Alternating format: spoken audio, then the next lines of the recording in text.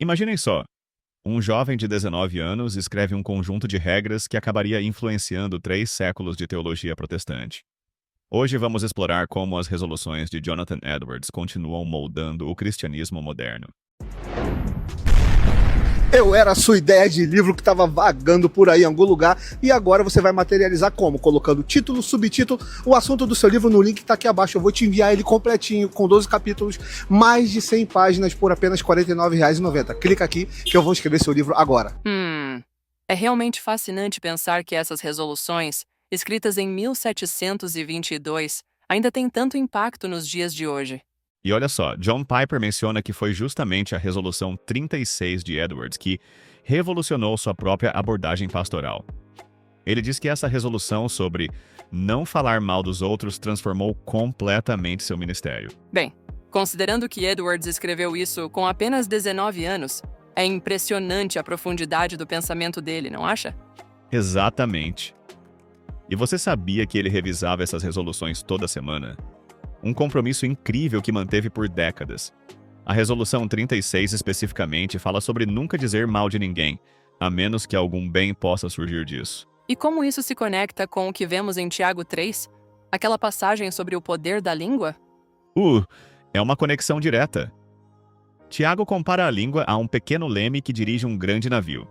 Edwards parece ter captado perfeitamente essa ideia, reconhecendo que nossas palavras têm um poder imenso de construir ou destruir. Nossa, isso me lembra muito o que Dietrich Bonhoeffer escreveu em Vida em Comunidade, sobre como a maledicência pode destruir uma igreja inteira.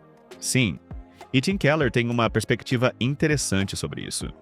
Ele argumenta que, na era digital, onde uma palavra pode alcançar milhões em segundos, essa resolução de Edwards é mais relevante do que nunca. Bem pensado. E como você acha que podemos aplicar isso praticamente hoje? Olha, Charles Spurgeon sugeria fazer 3 perguntas antes de falar sobre alguém. É verdade? É necessário? É edificante? Um filtro que se alinha perfeitamente com a resolução de Edwards. E considerando o contexto das redes sociais, isso parece ainda mais crucial nos dias de hoje. Sem dúvida. C.S. Lewis tem uma observação brilhante sobre isso em Mere Christianity. Ele diz que nossas palavras são como um termômetro do nosso coração espiritual. Um pensamento que Edwards já tinha captado séculos antes. E é interessante como ele incluiu aquela exceção, a menos que algum bem possa surgir disso. Exato. Isso mostra uma sabedoria pastoral impressionante. Edwards reconhecia que às vezes precisamos abordar questões difíceis, mas sempre com o objetivo de edificação. É o mesmo princípio que Paulo usa em suas cartas.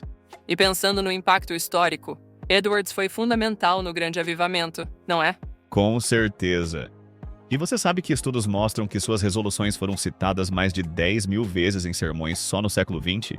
O impacto dele continua se multiplicando. Nossa, isso é realmente significativo para algo escrito há tanto tempo. E sabe o que é mais interessante? Martin Luther King Jr. frequentemente citava essa mesma resolução em seus sermões, mostrando como ela transcende tempo e contexto cultural. Então podemos dizer que essa resolução continua sendo uma ferramenta poderosa para a transformação pessoal e comunitária? Sem dúvida! E que tal começarmos hoje mesmo? Como Edwards, podemos nos comprometer a usar nossas palavras apenas para edificar, sempre dependendo da graça de Deus para essa transformação. E talvez, como ele fazia, estabelecer um momento semanal para avaliar como estamos progredindo nessa área. Perfeito! Porque no final, como Edwards bem entendeu, não se trata apenas de controlar nossa língua, mas de permitir que Deus transforme nosso coração. É daí que vêm as palavras que realmente edificam.